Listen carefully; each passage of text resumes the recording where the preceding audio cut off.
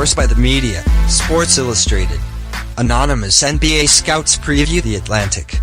As tradition, Sports Illustrated spoke with anonymous scouts around the league to preview all 30 teams for the upcoming 2017-18 season.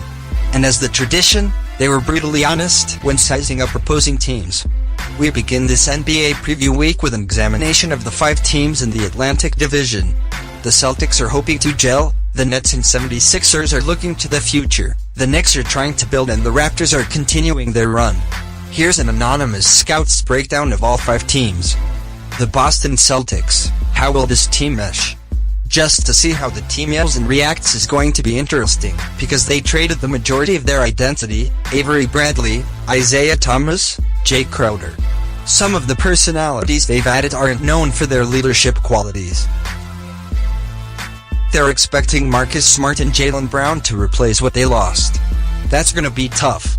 It looks like Smart is going to start at 2 guard to begin the season, and that's the protection component for Kyrie Irving. Smart will just defend the more difficult matchup. Terry Rozier is so talented, he's going to start wanting to be out there in key moments to prove himself. Brown has the talent to start on the defensive end. He can guard up a position, he can guard down. If they close games with him and Gordon Hayward and Al Horford together, that's a switch at every position. Jason Tatum and Kyrie are isolation scorers. Their value comes out more in the playoffs. Kyrie has the opportunity to shine and carry a heavy load, but he's not going somewhere devoid of talent, which would have been difficult. He just has to keep doing what he's been doing. Hayward is now basically the point guard, while Kyrie is the 2 guard. Hayward's stats could have an uptick because they played so slow in Utah.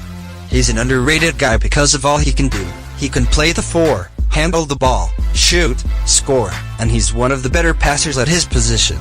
He's not the guy who carries the franchise, but with their young core, you just need a group that has versatility.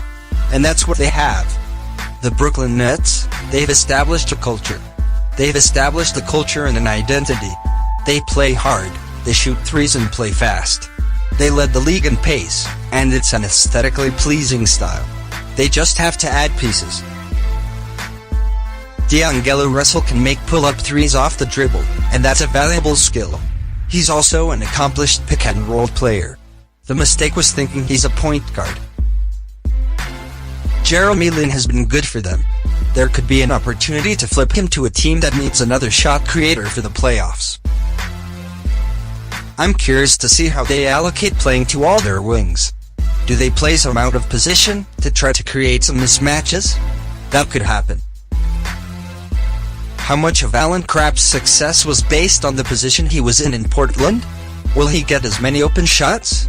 How does he react when defenses are geared on stopping him?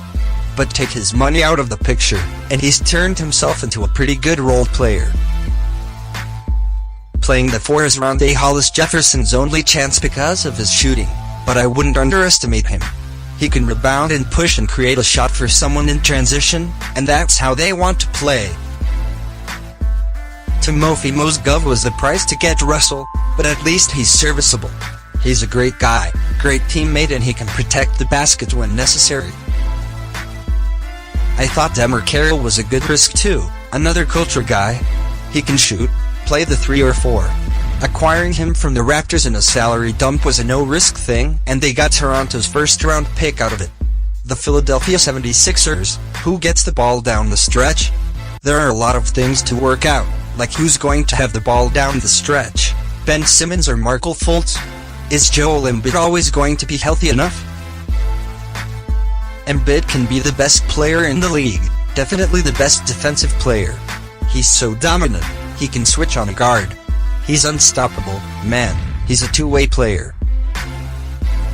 Optimally, Simmons is their point guard, because he needs the ball to be effective, to create shots for other guys. Because his shooting's going to be a problem. Fultz, that guy is a super talent. He's going to have an ability to create shots in pick and rolls and in isolation. JJ Redick is really good with young players. I don't think that's said enough. He's vocal, he's tough, he's got his routine, and he's very dedicated. Dario Saric, he made 100 threes too.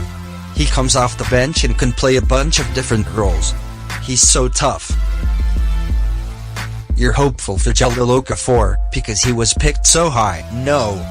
3 in 2015, but the league has changed. The thing is, I don't think he's been fully utilized. He's a very, very good passer. He can get his own shot in ISO situations. He can command a double team. If you have that, even in short minutes, it's valuable. But he's got to be a better defender and rebounder. Look at their transaction logs from 4 or 5 years ago, it's crazy, and they mined Robert Covington out of that mess. He's got size, can make threes, guard all over the floor. He never dribbles, and he only shoots threes and layups. Playing with Simmons and Fultz, he can be a really good piece. The New York Knicks, the future is bright for them. They definitely have the right leadership in place. They have veteran front office personnel, people who have experience winning and experience in their positions. So I would contend that the future is bright for them. Frank Ntilikina is better than people think, and it's too bad he's getting put in this bucket of Phil Jackson took him for the triangle, and now he's gone. That's the most lazy, stupid comment of all time, because that kid is big 6'5", he's skilled and he likes to play defense. He wasn't playing at a super high level in the French league, but the team went to the finals and he contributed to that. It was the right pick, because it was a swing for the fences based on talent, and he's got a lot of it. Willy Hernangomez is another solid young piece. I don't think people understand how good he can be either. He's not playing just because he's big. Ron Baker is a nice, solid player, but if he was on a very good team he'd probably be the 5th guard. Courtney Lee is still valuable, but not on a team that's building. He needs to go to a playoff team to be maximized, like he was in Charlotte. I don't know what the motivation was behind signing Michael Beasley. Is Tim Hardaway Jr. really that bad? He's gonna get smashed because he got signed to that contract this summer, but what is he supposed to say no? Wings are really, really valuable and there's not a lot of them.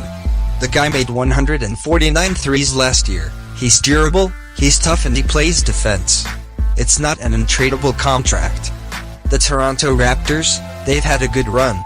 There's still a chance to win the conference with Kyle Lowry and DeMar DeRozan. They've had a really good run here, and those guys are really tough and have a lot of playoff experience. CJ Miles was a good pickup. They needed some more shooting, and he knows how to play.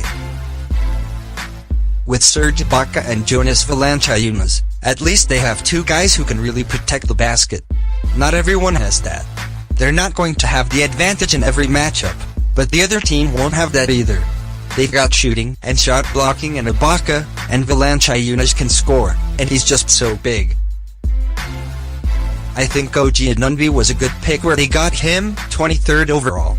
They can turn him into a defensive-oriented player with his switchability and strength. He'll go through their program, which generally turns out pretty good players. They have a good understanding of what it takes to have success late in the draft, and I wouldn't put it past them to slip one by everyone with the Anunoby pick. Norman Powell could take a step forward, as long as he's in the right role where he's not asked to do too much. If they get to the playoffs, how is he used? Is he defending LeBron? Is that fair to him? Or is he defending a 2-guard, in a position to succeed? You can add him to the list of guys they've turned into solid NBA players. Bruno Caboclo, I watched him in the D-League. If he's gonna do it, it'll be this year or it'll be time to move on. If he fails, it's not going to be because of his physical tools, that's for sure.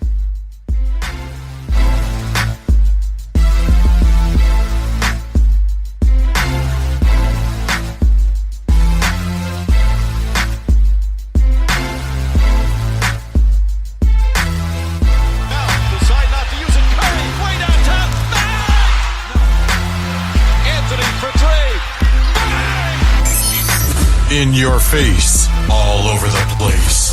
We're online 24/7. 24/7. You're listening to the hottest internet station. Radio Hall of Fame Basketball. The first NBA radio for all the fans around the world. Radio Hall of Fame Basketball. We talk about NBA. We talk about passion. We are your radio.